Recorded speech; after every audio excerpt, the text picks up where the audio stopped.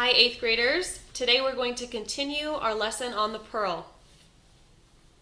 Last time you learned about some qualifications of John Steinbeck, and he is one of the most famous American authors. He wrote Of Mice and Men, he wrote The Grapes of Wrath, and he also won a Nobel Prize for Literature in 1962. He's probably arguably one of the most influential American authors. So The Pearl is probably not the last book you're going to be reading by him in your lifetime.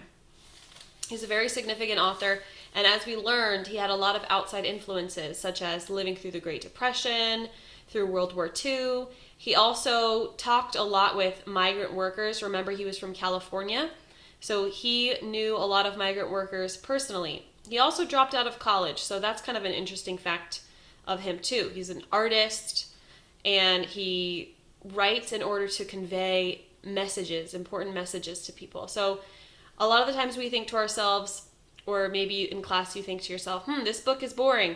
Well, rethink it, because the point is not to entertain you. The point is to convey a message or to help you to understand a problem with society, perhaps. So as we're reading, we're trying to determine what is Steinbeck's purpose as well as the themes. Today you're going to be hearing some background knowledge about specific characters in the story, and you're also going to be learning about the four themes of the Pearl. So it's kind of a little bit backwards with the themes. I'm giving you the themes right away so you can analyze and develop those themes as we go along. And remember, we have a lot of oppression happening in our story. So the story, which takes place in Mexico, the Spanish people colonized Mexico, and the Mexican people did not have the same level of education. They did not have guns and all of those things that the Spanish people had.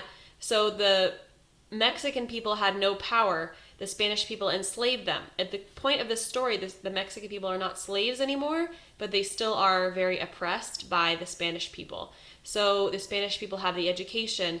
The indigenous Mexican people do not have education. The Spanish people, a lot of them have more money. The indigenous Mexican people do not have a lot of money. So you're going to see this huge contrast between these two groups of people. Kino, the main character, is an indigenous Spanish person. Indigenous means native, by the way. But the story title is The Pearl, and that's partially because Kino finds a pearl, but he is a pearl diver as well as a fisherman. So if you look at the cover of the book, and this is my copy, so it's really old, but you have Kino, and he's holding a pearl, and he is in a canoe on the ocean. That's because to find a pearl, people dive underneath the ocean and find oysters that have had pieces of sand get embedded in their flesh, and then over the years, the sand gets coats and coats and coats on it of white enamel, and that becomes a pearl. So the process of a pearl is very long, and they're hard to get. So that's why they're precious and worth a lot of money. Foreshadowing. And the next thing you're going to be learning about, as I said, the four themes. And I want you to be thinking about, as you hear the themes and you learn more about the characters today, I want you to think about, how do the four themes relate to the characters and what you know of the story so far. You're going to be asked to discuss that today in the Nearpod. Since you don't have any other additional assignments today other than the Nearpod, please make sure that you are thoroughly answering the questions on the Nearpod. Be thoroughly engaged and involved. You guys have a vocabulary practice set due tonight. I hope you've been working on that little by little. That is on vocabulary.com.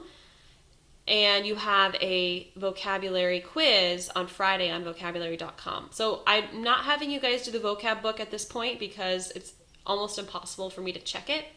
So instead of that, we're doing vocabulary.com.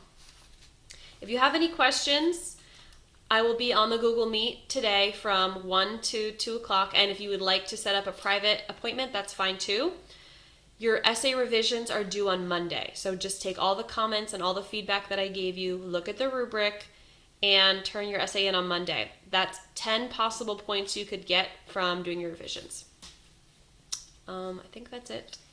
I think that's all I have for you today. I hope you guys have a wonderful day, and let me know if you have questions. Also, I would love to see you guys, so if you just want to pop on Google Meet, I'd love to see you. So I hope you have a good day, guys, and talk to you soon.